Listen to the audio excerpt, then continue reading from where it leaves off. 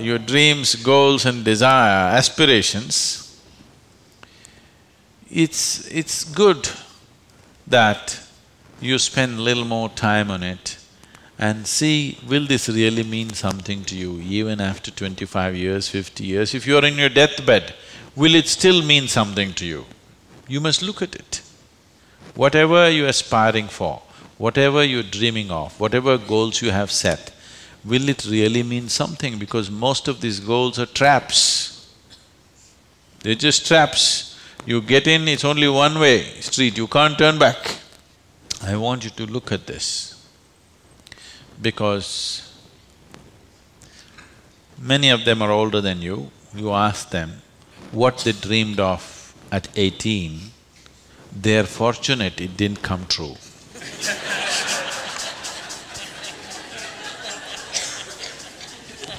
Yes or no?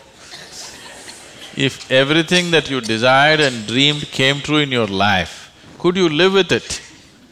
Fortunately, many of those things got filtered and never came true, isn't it? So, it will be very good if anybody of your age, if they want to decide and fix the goals of their life, it'll be very good if they take a break from all influence that's around them.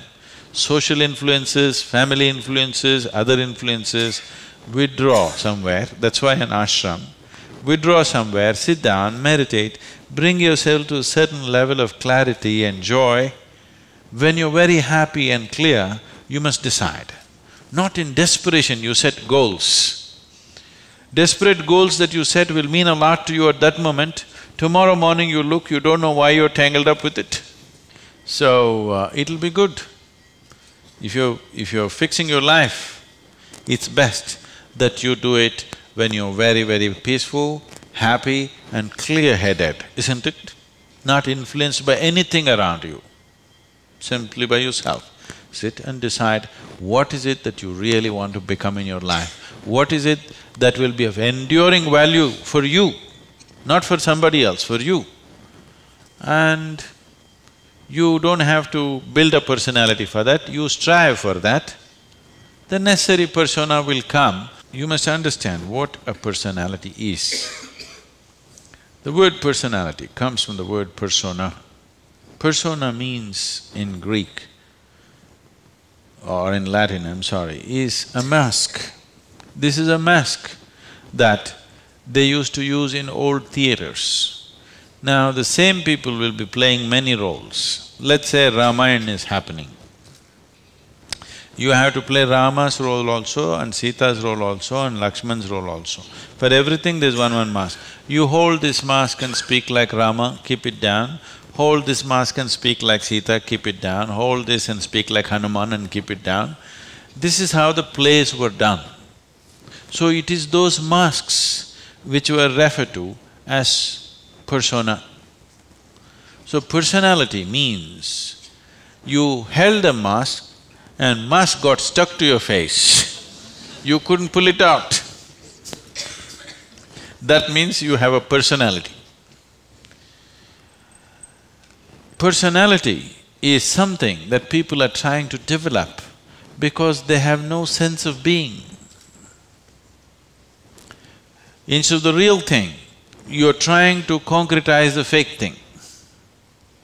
If you are in touch with your being, why do you want a personality? It's not necessary.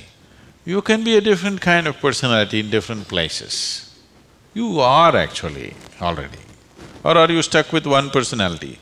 Some people are. People who are simplistic in their head have only one personality. Others have different personalities in different areas of life, isn't it? If you had seen me before like 1999, that is before the consecration of Dhyanalinga, I was a completely different kind of person, okay? To such an extent, everything about me was so different. Well before that things happened that was beyond me, but this was conscious. At that time I was single-minded towards a certain purpose, I was in a certain way. So after… I never thought I will live beyond that. but somehow things happened. Then I thought, okay, now that the work is over, let me change my personality completely. To fulfill that, I had acquired a certain kind of personality. And now that it's over, I thought, let me change it. And I told people around me, see, I'm going to change my personality. Don't be shocked, I'm still the same guy. They said, no problem, this. I said, just hang on, because things will change. Everything about me will change, the way I operate will change, the way I speak will change, the way I dress will change, the way I do, everything will change. They said, no problem, we know you, we love you with this. I said, that's okay, hang on tight, because when things change, people fall off. Lot of people fell off because they couldn't believe. Where is that person that they knew? That person just evaporated, you know This is a new person, they can't identify with this new person. I told them and changed. In spite of that, they fell off. So many of them. So many of them who were very dear to me and very close to me, they fell away because I changed so dramatically. And I told them I'm going to change because one phase of work is over, now it's time to change my personality. The way I look, the way I dress, the way I speak, the very way I am, everything about me. I even changed what food I like. I changed my personality, so I thought I'll change my food also. So personality is something that you have taken on, but you have become so unconscious about it that you think it's for real. You're asking how to develop, that means you're making it up, right? Another word for developing is making up, isn't it? You're making it up. Make it up whichever way is suitable for your kind of activity, but you must be able to keep it down. If it gets stuck to your face, then it becomes misery. Then all suffering will come to you. You can take on any kind of personality, but when you want to keep it down, you must be able to keep it down. There was a sage. He was so wise. People went to him and crowds gathered. Then the king went to him and the king saw such a wise man should be in his court. So he told the sage, you must come and become my chief minister, because a wise man like you shouldn't go waste sitting under a tree. You must be useful for the people. The sage said, see, that's fine, but I have a condition. You must give me a room in your palace where I will spend every day 1 hour. You should never peep into that room, you should never ask me what it's about, you should never break into it, nothing. This room should be left unexplored by yourself, your servants, your secret agents and everybody. King thought, that's not a problem. What's the problem with me? You want your room, why do I want to look into your room? Take it.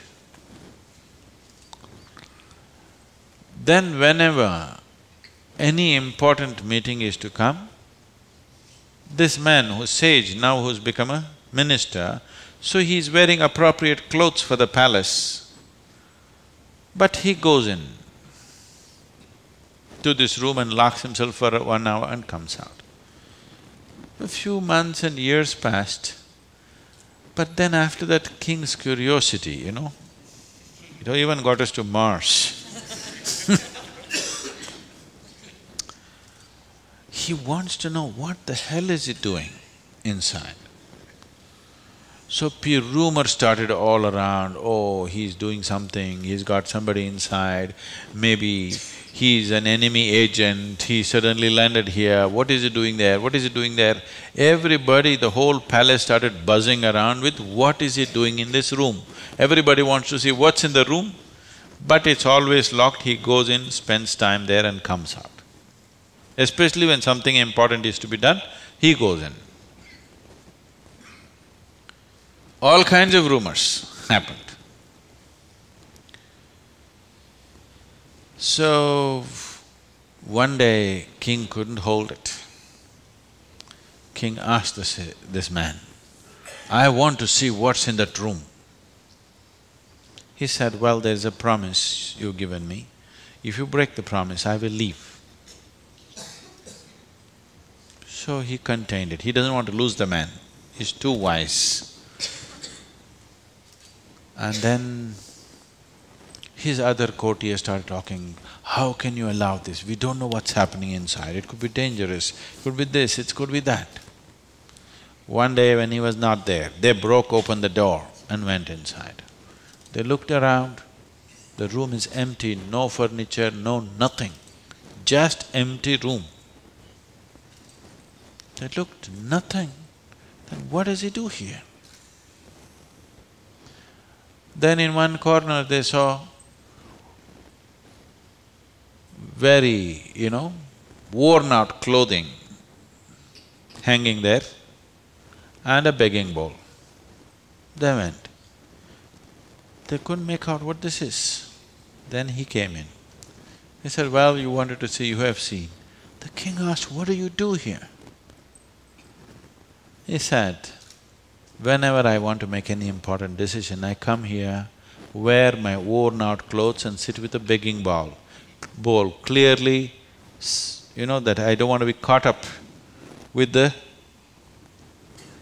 all the things of the palace. I want my wisdom not to be lost in these clothes and in this jewelry and in this stuff. So I come here, wear those clothes, sit with my begging bowl, make the decisions and then come out. Now you've broken the promise," and he left. So, this is what meditation is for you. Every day when you sit, you strip yourself down. You don't have to do anything about it. If you sit there simply, see, anything that's made up needs constant support from you, isn't it? See, suppose you tell a lie. It needs constant support to keep it up, isn't it? But if something is true, you can even forget it, but it's still there, isn't it? You understand what I'm saying? If something is true, even if you forget it, it's still there, no problem. But if it's a lie, you have to keep it up. Your personality is a lie. Your being, your existence is the truth. You don't have to keep this up, this will be anywhere there. What you make up for the sake of the society, to function in the society, you need a certain kind of makeup. You must be able to keep it down. If you're going to bed fully made up, then something wrong with you.